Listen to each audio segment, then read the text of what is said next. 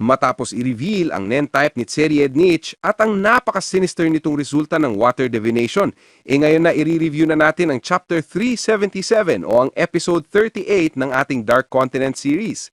Sa wakas, masasaksihan na natin ang isang pagtitipon, ang revelasyon ng bagong miyembro ng isang sikat na grupo sa Underworld at ang marami pang ibang nakaka-excite at thrilling na eksena mga kaibigan. Kaya naman this is Mr. AI Anime at huwag na nating patagalin pa. Let's go! Ang pamagat ng ating chapter na yon ay Scheme. Nagsimula ang eksena sa isang wine glass na may tubig at maririnig dito mga kaibigan ng boses ng Reyna Seiko na nagsabing isang musika sa banquet. Nasagot naman ng kanyang anak na si Prinsesa Kacho, "Opo, magandang idea po yan kasi tayo ang magiging host sa darating na banquet kaya dapat ay may gawin talaga tayo. Gusto ko pong mag-play ng glass harp at mag-duet kasama si Fujetsu." Sabi rin daw ni Melody na marunong din siyang mag-play ng flute, kung kaya't sang-ayon naman ng Reyna Seiko na magandang araw ang plano. Kaya naman nagtanong si Kacho kung pwedeng sabihan ng kanyang ina ang kanyang ama tungkol sa plano. Sagot naman ng Reyna, "Okay, gagawa ko ng another appeal sa hari." Maya-maya pa'y sinabi ni Kacho sa kanyang ina na tila ba'y nababahala ito. "Okay lang ako, ina. Isa itong banal na labanan na magde-decide kung sino ang susunod na magiging hari ng Kakin. At sa parte ko, lalaban ako ng may pride at dignity. Kaya hindi ito bagay na ikatatakot o ikalulungkot." Nang masabi ito, halos mangiyak-iyak naman ng Reyna Seiko bago nagpaalam upang gumawa ng apela kasama ang investigator na ipinadala noon ni Cleopatra. Ngunit, ayon pa kay Kacho, napaka-useless daw ang kanyang matandang ina. Ang reaksyon nito na tila concern ay isang fake act lamang para maibsan ng guilt sa kagustuhang magwagi siya sa succession contest. Kaya raw ay nakakasuka kung iisipin. Sabi naman ng investigator, huwag mag-alala ang Prinsesa Kacho dahil hindi naman niya ire-record ang makasinabi tungkol sa kanyang ina. Sagot naman ni Kacho, "Wala akong pakialam." Matapos niyan ay makikita si Kacho na tinagamit ang maskitone para makipag-communicate kay Melody. Sabi niya rito, naghihintay siya ng sagot ng kanyang ama tungkol sa idea na yon at baka raw gumana ang kanilang plano. Sagot naman ni Melody gamit din ng maskitone na i-arrange niya ito sa darating na event. Sinabi pa niya na si Kacho at Fujetsu ay dapat nakatayong malapit sa huling passageway. Sagot naman ni Kacho, "Okay, siguraduhin mo rin na ang performance mo gamit ang flute ay ipapaayos ng hari, pero isikreto muna natin ito para masurpresa ang lahat ng speakers sa Tier 1. Nasagot naman ni Melody na oo. Dagdag pa rito ni Kacho, magre-request daw siya ng meeting kay Fujetsu habang si Melody naman ay magsasagawa ng investigasyon sa mga ruta at daanan. Sapagkat sa darating na linggo, iyon na raw ang araw kung kailan ibubunyag kung ano ang kanilang gagawin. Ngunit sa isipan ni Melody, hindi na raw kailangan pang magsilbing kontrabida si Kacho.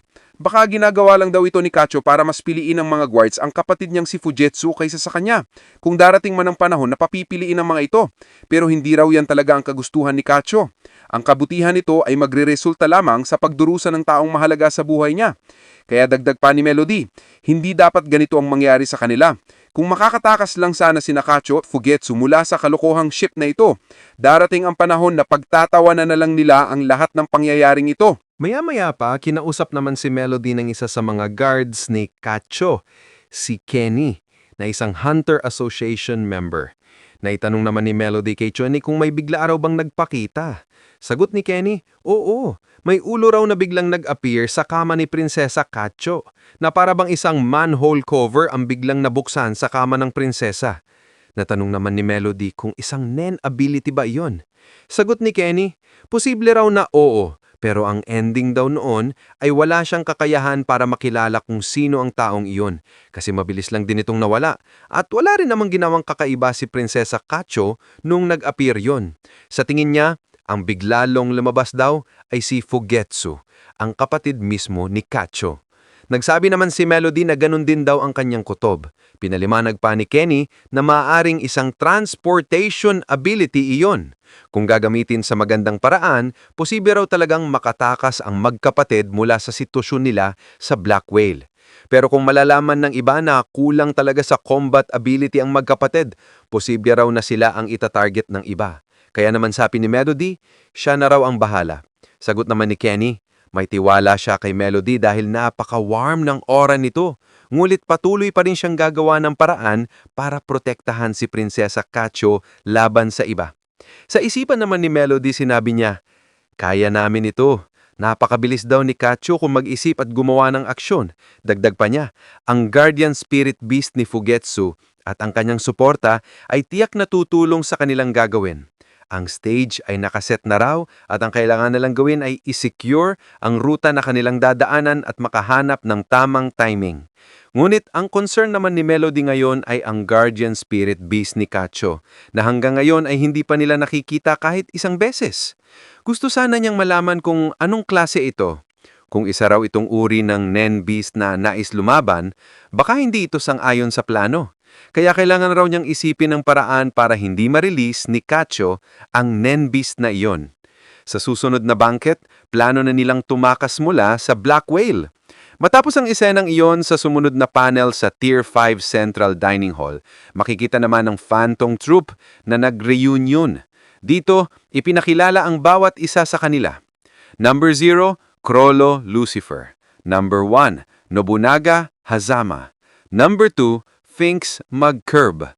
Number 3, Machi Comasin. Number 4, Kaluto Zoldyck. Number 5, Phaeton Porter. Number 8, Shizuku Murasaki. Number 10, Bonalenov Ndongo. Number 11, Illumi Zoldyck. Number 12, Franklin Bordeaux.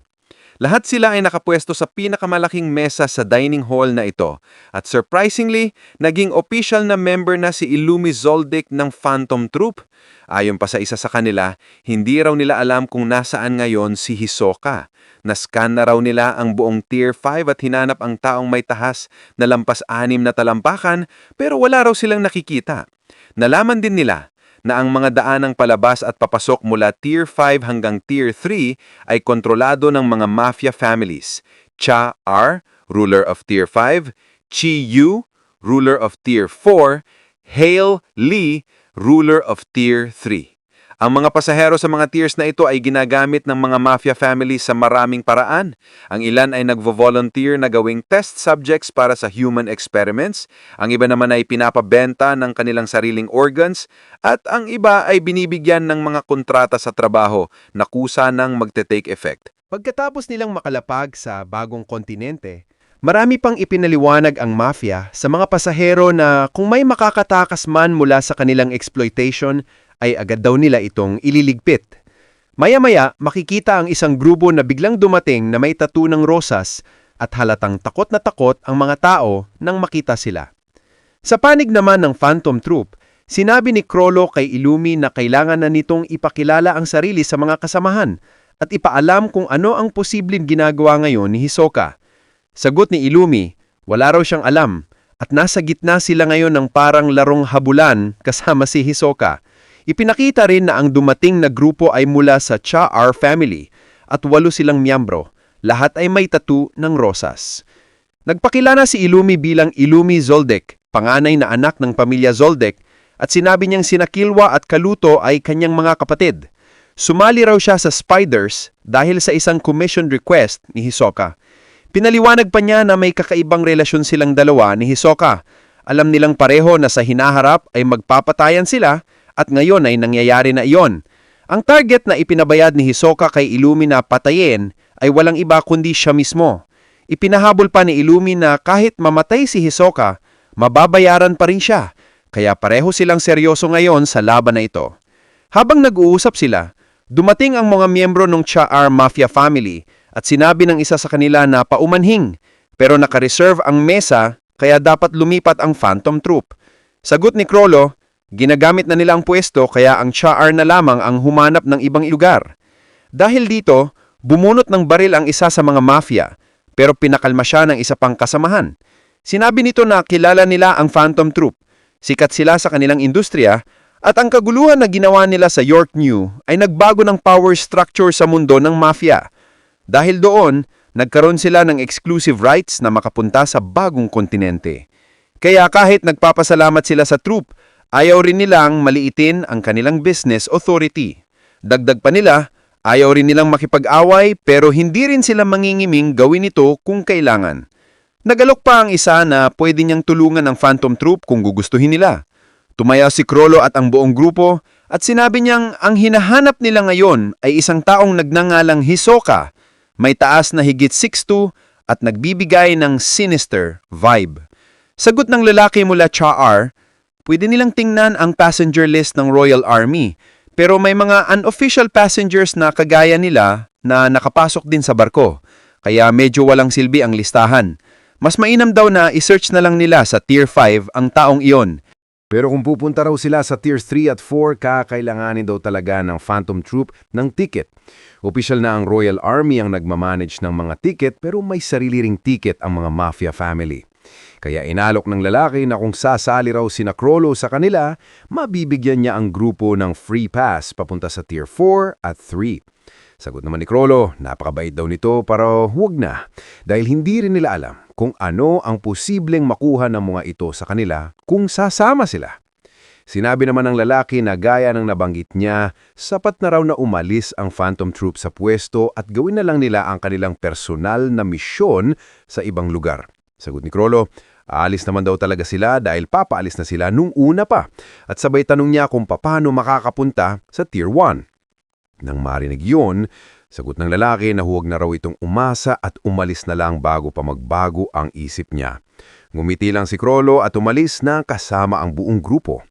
Tinatanong ng lalaki ang kanyang kasamang si Sanbin kung banta ba talaga ang Phantom Troop. Sagot ni Sanbin, oo, dahil hindi raw sila napapaamo. Kung gusto raw nilang pumunta sa Tier 1, mas lalo raw magiging delikado. At ang masama pa ay wala silang interes na itago ang tungkol sa NEN.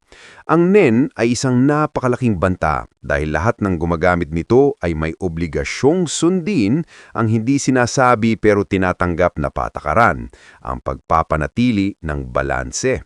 Para itong larong Jenga, kaya't hindi dapat basta-bastang ipakita. Dagdag pa ni Sanbin, kung pupunta ang Phantom Troop sa upper floors, kakala talaga sa baba ang tungkol sa NEN. Sabi naman ng lalaki, kailangan nilang pigilan na mangyari iyon at inutusan si Sanbin na tawagan ang kanilang leader. Sagot ni Sanbin, masusunod at tinanong kung ano ang sasabihin sa leader. Tugon ng lalaki, ipaalam na baka magkaroon ng digmaan. Sagot naman ni Zeebrugge, ayaw niya ng tugo. Pero tinawag siyang sinungaling ng isa pa. Samantala sa panig ng Phantom Troop, ayon kay Fei Tang, may napansin siyang kakaiba sa lalaki kanina. Nag-iba raw ang reaksyon nito nang banggitin ni Crollo ang tungkol sa top tier o tier 1. Sa palagay niya, may tinatagong sikreto roon na maaring may malaking kayamanan. Pero sagot ni Crollo, mamaya na muna ang treasure, si Hisoka ang uunahin nila. Kaya't sinabi niya na tapos na nilang ibahagi ang lahat ng impormasyon na hawak nila at mula ngayon ay sila na ang bahalang magplano kung paano nila huhulihin ang target. Biglang naging seryoso ang atmosphere. Sabi pa ni Crollo, gusto raw nilang mag-party pero wala silang cake kaya't kailangan nilang gumawa ng special order. Ilagay ang kanilang cake sa gitna ng mesa. Ang ibig sabihin nito ay kailangan nilang hulihin si Hisoka bilang kanilang trophy para sa pagtitipon. Dagdag pa niya, kapag nakuha na nila ang kanilang target, saka sila muling mag-reunion at pwedeng mag-team up. Ngunit may kondisyon si Crollo, siya raw mismo ang papatay kay Hisoka. Sagot naman ni Shizuku, ayos lang yon, pero binanggit din niya na siya at si Bono Lenov ay hindi ganun ka-epektibo kay Hisoka, kaya nasa disadvantage talaga sila. Tugon ni Crollo, aatake siya agad sa sandaling makita niya si Hisoka at iyon ang kanyang plano. Kaya ang tanong, ano raw ang balak na gawin ngayon ni Shizuku? Sagot naman ni Shizuku, hahanapin daw niya si Hisoka sa pamamagitan ng pilitin na battle cable metamorphose. Kaya niyang mag-transform sa maraming forms depende sa sitwasyon. Nagpaliwanag pa rito si Bonolinov na ayon sa kanya, kahit may ganong ability si Shizuku ay hindi pa rin siya singtalino ng iba para gumawa ng masinsinang plano. Kaya kailangan pa rin daw niya ang tulong ni Crollo. Dito na sumang-ayon si Crollo at sinabing may bagay din siyang gustong ipagawa sa kanila. Nagsalita muli si Shizuku at sinabi na meron din siyang gustong ipagawa kay Crollo. Isang pahayag na nagpataka kay Crollo. Ipinaliwanag naman ni Shizuku na ang ibig niyang sabihin ay, pwede mo bang hulaan muli ang kapalaran namin? Dahil kung gagamitin daw ni Crollo ang ability na iyon, mabibigyan sila ng clue sa posibleng mangyari sa hinaharap. Subalit, sagot ni Crollo, pasensya na pero hindi na niya nagagamit pa ang ability na iyon. Nagulat si Shizuku at nagsabi ng, kaya pala. Ipinaliwanag ni Crollo na ang ability na iyon ay nawala na sa kanyang libro, ang Lovely Ghostwriter na mula kay Neon Nostrade. Dahil dito sinabi ni Shizuku, "So, ibig sabihin," at sinagot siya ni Corolla, "Ganun na nga."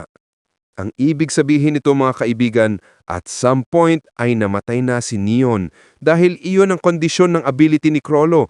Nawawala sa kanyang libro ang isang ninakaw na ability kapag patay na ang original user nito. Kaya nasabi pa ni Shizuku na noon pa man ay iniisip niya na ang libro ni Crollo ay parang isang death note. Hindi na nagsalita si Crollo sa sinabi ni Shizuku, kaya si Bonolenov na lang ang tumugon na parang iniisip nga ni Shizuku ang ganoong bagay. Finally mga kaibigan, kumilos na ang Phantom Troop kasama ang bagong miyembro nito na si Illumi Zoldyck. And from here on out, magsisimula na ang matinding eksena sa pagitan ng Mafia families at Phantom Troop. Papalala ng papalala ang sitwasyon ngayon kaya may nakaka-excite talagang aabangan sa mga darating na chapters. Pero dito muna natin tatapusin ang video sa last panel na ito. Kaya naman kung nagustuhan mo ang video na ito, can I get a like, comment, and subscribe for more videos like this. Maraming salamat! This is Mr. AI Anime and see you guys again on my next video.